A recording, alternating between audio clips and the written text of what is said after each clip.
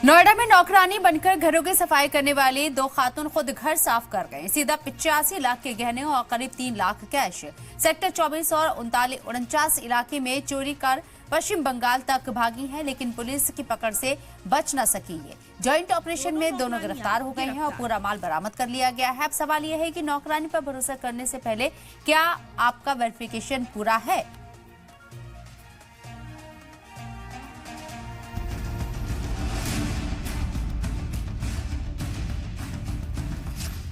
नोएडा की नौकरानी निकली चोरों की नानी। चुरा लिए 85 लाख के हार, दोनों नौकरानियां गिरफ्तार। पहनावे से इन्हें आप भले ही ना पहचान पाएं, लेकिन काली करतूत कानून के आगे छिप नहीं पाई। अब जरा इन गहनों पर नजर डालिए, फिर समझाते हैं। ये गहने नकली नहीं हैं, एकदम असली हैं। वो भी 1-2 लाख के नहीं, पूरे 85 लाख के हैं। साथ में 2,89,000 कैश भी रखा हुआ है और ये सब जब्त किया गया है इन दोनों खातून से, जो लोगों के घरों में नौकरानी बनकर काम करती थी। नोएडा के सेक्टर 24 और सेक्टर 49 के इलाके में 2 घरों से चोरियों की शिकायत पुलिस को मिली। पुलिस ने सीसीटीवी फुटेज की बुनियाद पर मामूनी जना उर्फ मोनी और आशा नाम की नौकरानियों की पहचान की। 300-400 सीसीटीवी में पूरे रूट पे सर्च किए गए।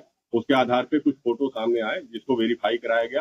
जो इसमें वादी है दोनों केसों के, उनसे जब वेरीफाई कराए गए उन फोटो को, तो 2 महिला इसमें संदिग्ध रूप से पता चला कि ये 2 महिलाएं हैं जो घरों में काम करने के बहाने घरों में नौकरी लेती हैं और उसके बाद चोरी करके ये गायब हो जाती हैं। पुलिस ने इनकी पहचान के लिए तस्वीरें जारी की। सर्विलांस टीम की मदद से इनका पता लगाया गया। दोनों की लोकेशन पश्चिम बंगाल मेदिनीपुर में मिली। नोएडा सेक्टर 24 और नोएडा सेक्टर 49 पुलिस के जॉइंट ऑपरेशन ने इन्हें धर दबोचा। मेदिनीपुर कोर्ट में पेश कर इन्हें 3 दिन की ट्रांजिट रिमांड पर लिया गया। पुलिस ने दोनों की निशानदेही पर गहने और कैश भी जब्त किए हैं। अभी जो इनसे बरामदगी हुई है वो काफी अधिक मात्रा में बरामदगी हुई है। दोनों से लगभग पूर्ण माल जितना था चोरी का, वो गोल्ड ज्वेलरी, डायमंड ज्वेलरी, ये सब बरामद हुआ है और कैश जो इन्होंने कुछ बेच दिया था वो बरामद हुआ है। फिलहाल पुलिस दोनों से पूछताछ कर आगे की कार्रवाई में लगी है। लेकिन आप अगर घर में नौकरानी रखने की सोच रहे हैं तो इस वाकये से सबक लेकर पहले वेरिफिकेशन जरूर करवाएं, कहीं बाद में पछताना ना पड़े।